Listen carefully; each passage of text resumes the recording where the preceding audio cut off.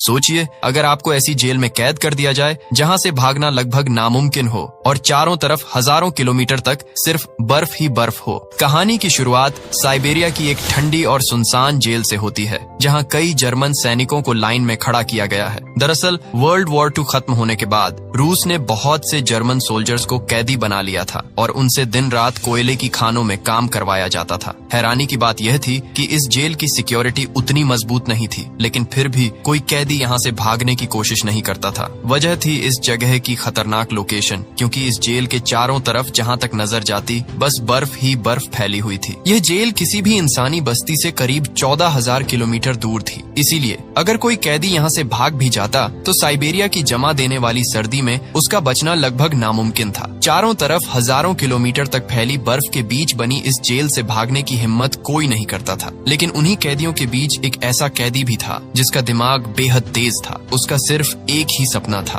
किसी भी तरह इस जेल से भागकर अपनी बीवी और बेटी के पास वापस लौटना। उस कैदी का नाम क्लेमन फायरल था। उसे इस जेल में पूरे 25 साल की सजा काटनी थी, लेकिन क्लेमन ये बिल्कुल नहीं चाहता था कि उसकी आधी जिंदगी इसी जेल में गुजर जाए। उसके मन में बस एक ही ख्याल था, किसी भी तरह इस जेल से भागना। और किस्मत से एक दिन उसे मौका भी मिल गया। क्लेमन चुपचाप एक कोयला ले जाने वाली मालगाड़ी में छिपकर बैठ गया और उसी के साथ वह जेल से दूर निकल गया। जेल की दीवारों से बाहर आते ही जब उसने खुले आसमान में चमकते सितारों को देखा तो वह खुशी से झूम उठा। लेकिन यह आजादी ज्यादा देर टिक नहीं सकी। थोड़ी ही दूरी पर उस मालगाड़ी को रोक लिया गया। क्लेमन ने जैसे ही बाहर झांक कर देखा, उसके सामने एक रूसी सैनिक बंदूक ताने खड़ा था। बदकिस्मती से वह यहीं पकड़ा गया। जेल से भागने की कोशिश के जुर्म में उसे सख्त सजा दी गई और इस बार उसे एक ओपन एयर सेल में बंद कर दिया गया। यहाँ कोई छत नहीं थी, बस ऊपर खुला आसमान और चारों तरफ जमा देने वाली ठंड। उस ओपन एयर सेल में सर्दी इतनी ज्यादा थी कि क्लेमन की हालत खराब हो गई। ऊपर से रात में होने वाली बारिश ने उसकी मुश्किल और बढ़ा दी। वह वहाँ कुछ घंटों के लिए नहीं बल्कि पूरे 2 दिनों तक उसी खुले सेल में बंद रहा। जमा देने वाली ठंड और लगातार गिरती बारिश के बीच क्लेमन किसी तरह उन 2 दिनों को सहता रहा।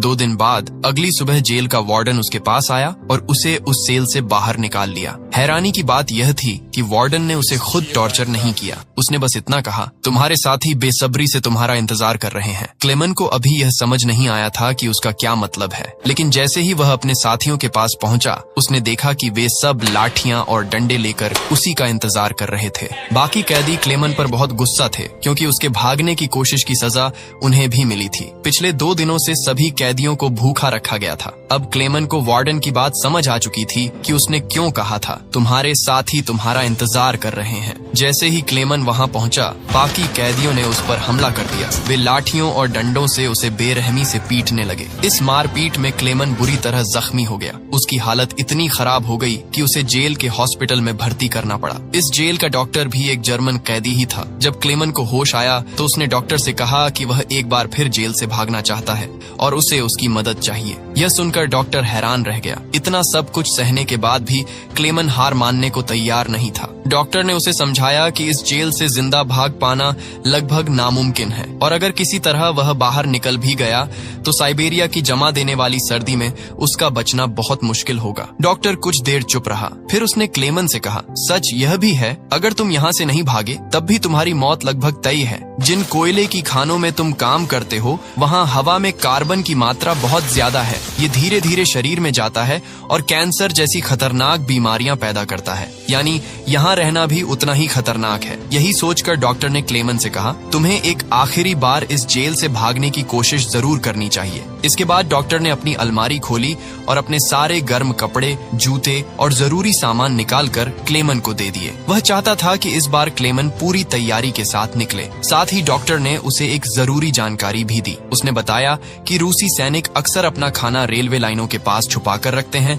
ताकि जरूरत पड़ने पर उन्हें आसानी से मिल सके। ये जानकारी अब क्लेमन के लिए आगे के सफर में बहुत काम आने वाली थी। इसके साथ ही डॉक्टर ने क्लेमन को अपनी एक बंदूक भी दे दी ताकि जरूरत पड़ने पर वह अपनी हिफाजत कर सके। दरअसल डॉक्टर ने यह सारा सामान पहले से ही इकट्ठा कर रखा था, क्योंकि वह खुद भी कभी इस जेल से भागना चाहता था। लेकिन 1 हफ्ते पहले ही उसे पता चला कि वह कैंसर का मरीज है और उसके पास अब शायद 1 महीने से ज्यादा समय नहीं बचा है। इसीलिए उसने फैसला किया कि अब यह मौका क्लेमन को मिलना चाहिए। डॉक्टर ने क्लेमन को एक लंच बॉक्स भी दिया और उससे कहा, अगर तुम जिंदा बच गए तो इसे मेरी फैमिली तक पहुंचा देना और उन्हें बता देना कि मैं अब इस दुनिया में नहीं रहा। उसी रात अंधेरे का फायदा उठाकर क्लेमन एक बार फिर जेल से भाग निकला, लेकिन इस बार उसने मालगाड़ी का सहारा नहीं लिया बल्कि पैदल चलने का फैसला किया। वह पूरी रात लगातार चलता रहा और सुबह होने के बाद भी नहीं रुका, क्योंकि उसे हर पल डर था कि कहीं रूसी सैनिक उसे फिर से पकड़ न लें। सुबह जब वार्डन को पता चला कि क्लेमन जेल से फरार हो चुका है तो वह सीधे डॉक्टर के कमरे में पहुंचा। उसे शक था कि इस भागने में डॉक्टर का हाथ जरूर होगा, लेकिन जब वार्डन वहां पहुंचा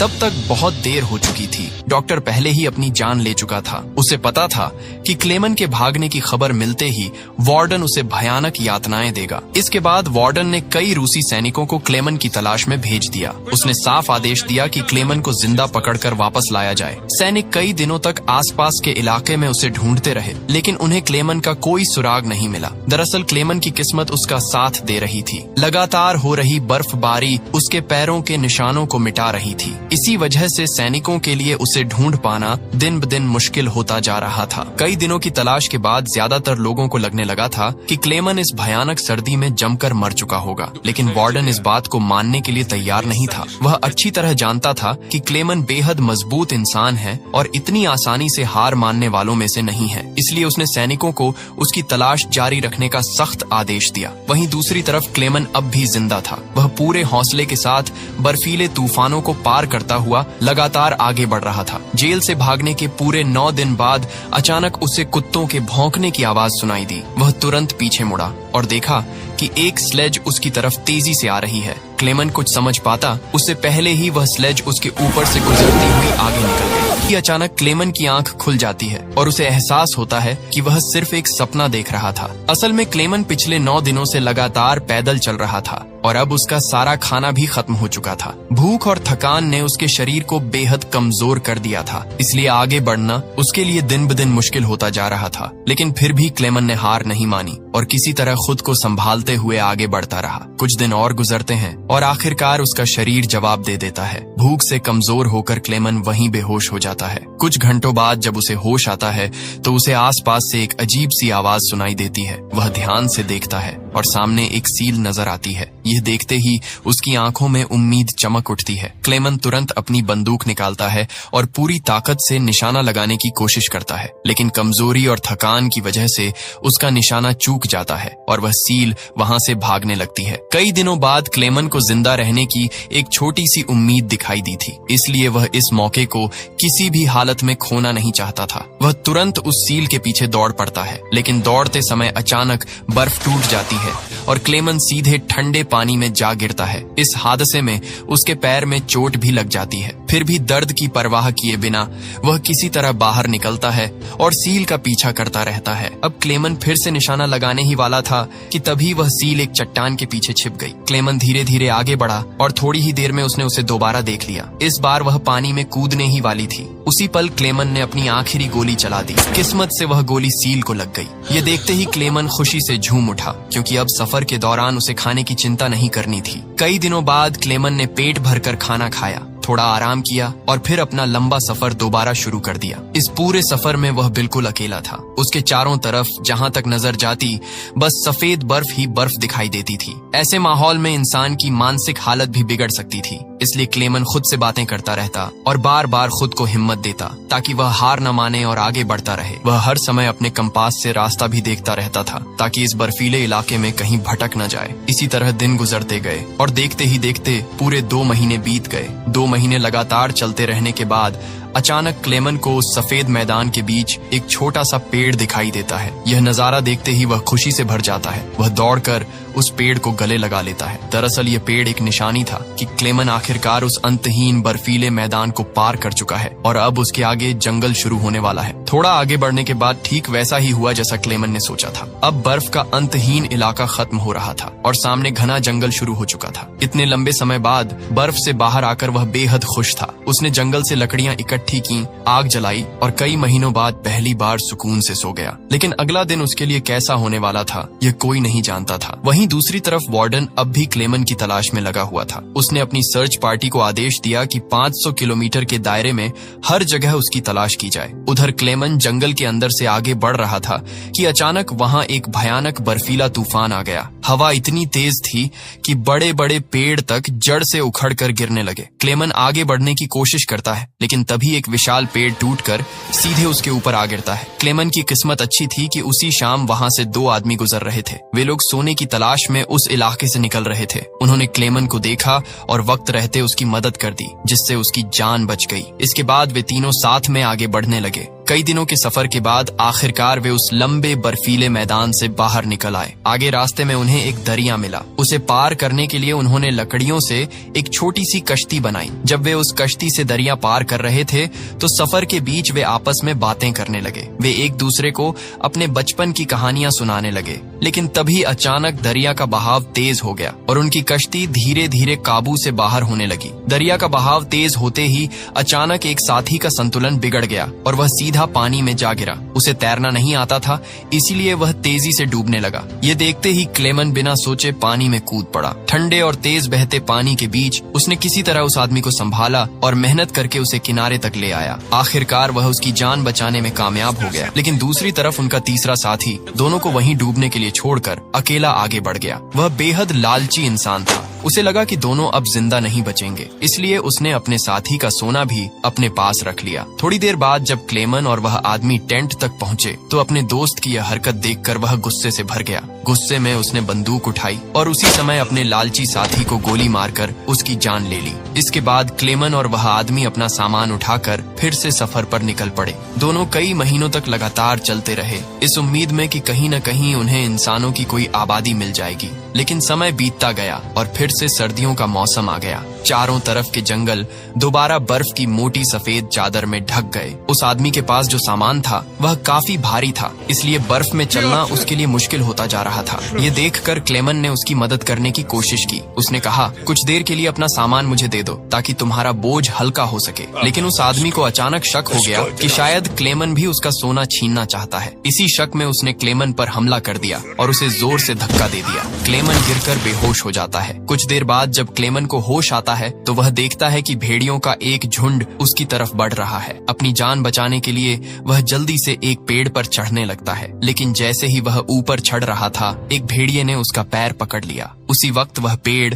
जो पहले से कमजोर था बीच से टूट गया और क्लेमन नीचे गिर पड़ा। अब क्लेमन को लगा कि शायद उसकी मौत तय है। तभी अचानक गोली चलने की आवाज गूंजी। क्लेमन ने धीरे धीरे आंखें खोली तो देखा कि कुछ भेड़िए मरे पड़े हैं और बाकी भाग चुके हैं। दरअसल उस इलाके के कुछ शिकारी वहां आ पहुंचे थे और उन्होंने ही उसकी जान बचाई थी। वे क्लेमन को अपने गांव ले गए, जहां गांव वालों ने उसका इलाज किया। बरसों की मुश्किलों और संघर्ष के बाद आखिरकार क्लेमन एक इंसानी आबादी तक पहुंच चुका था। लोगों को देखकर उसकी खुशी का ठिकाना नहीं रहा। वह कई दिनों तक उस गांव में रुका और गांव वालों ने उसकी खूब सेवा की। एक दिन गांव में एक चिट्ठी पहुंचती है। वह किसी और की नहीं बल्कि उसी जेल के वार्डन की होती है। उस लेटर में लिखा था कि एक जर्मन सैनिक जेल से फरार हो चुका है और अगर किसी ने उसे पनाह दी तो उसे गद्दार माना जाएगा। ये खबर सुनते ही क्लेमन समझ गया कि अब यहाँ रुकना गांव वालों के लिए खतरा बन सकता है। इसीलिए मजबूरी में उसे यह गांव छोड़ना पड़ा, क्योंकि अगर वह यहीं रहता तो वार्डन गांव के लोगों को भी सजा दे सकता था। जाने से पहले गांव वालों ने उसकी मदद के लिए